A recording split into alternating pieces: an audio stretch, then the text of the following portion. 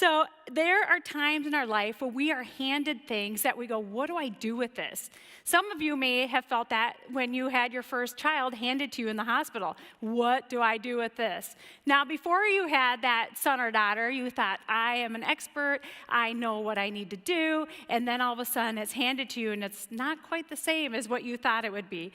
And so there are other things in our lives, if we're getting our first home or we're dealing with other things, bills and things for the first time, it's like, what do I do with this? All these experiences are humbling, and they just give us a new thing to think about every day.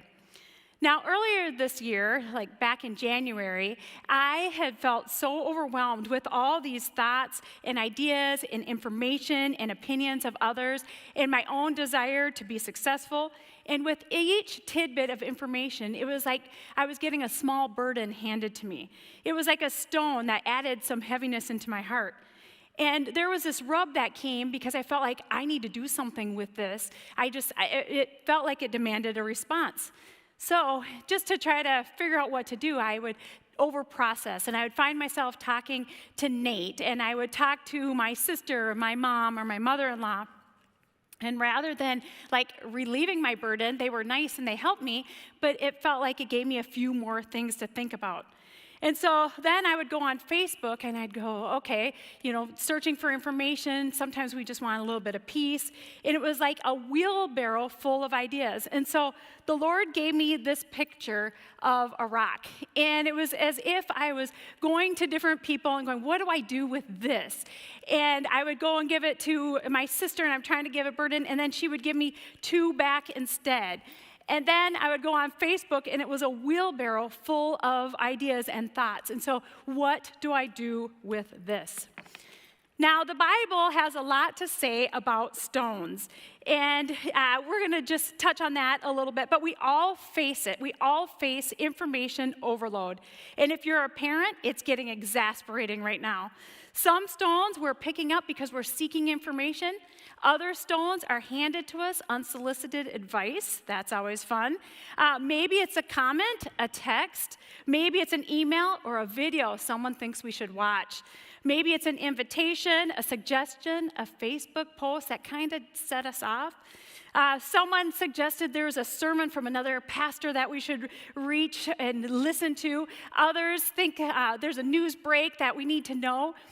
Something could be this latest political conspiracy that we have to know about. So we're all seeking different information. And as this year has gone on, we have all been handed things that we didn't expect. What do I do with this? What do I do with the emotions that I'm experiencing? What do I do with the kids at home? What do I do with this entire situation I've been handed? What do I do with the frustrations I feel, the information that's out there? What's true? What do I do with this? What do I do with this stone? Now, stones are mentioned in the Bible quite a bit, and they signify strength, and they signify permanence. And although all the stones are made of basically the same material, they have a bunch of different sizes. And so in biblical times, stones were used for rest. Jacob rested on a stone, and he wrestled with God, and he used the stone as a marker to remember that God spoke with him at Bethel. And then Moses sat on a stone as they raised his arms up over the battle. He struck a rock in disobedience to get water. He had the 10 Commandments. God gave him the 10 Commandments on stone tablets. Stones were used in the Bible for protection. There were walls built, there were cities built, there were foundations under thrones, there were well water. They were used for stones to cover the wells. They were also used in religious worship. They were used to build the temple and the altars to worship the Lord. Stones were also symbolic in the Bible. 12 stones represented the 12 tribes of Israel. There were heaps of stones that were put to commemorate an event like crossing the Jordan River. There were boundary markers to mark out land, and there was stones of help, stones of witness, stones that were used in prophecies. The heart was compared to a stone. Jesus said, upon this rock, he's going to build his church. And of course, Jesus moved the stone when he rose from the dead. So in the Bible, stones were also used negatively.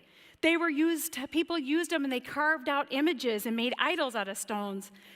Stones were used for punishment. During wartime, people would take a whole bunch of stones and spread it over a field so they couldn't grow any crops.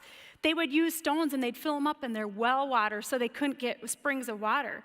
Stones, they slaughtered animals and sometimes even hurt people on stones. Stones were used as a stumbling block, and they marked tombs and they marked graves.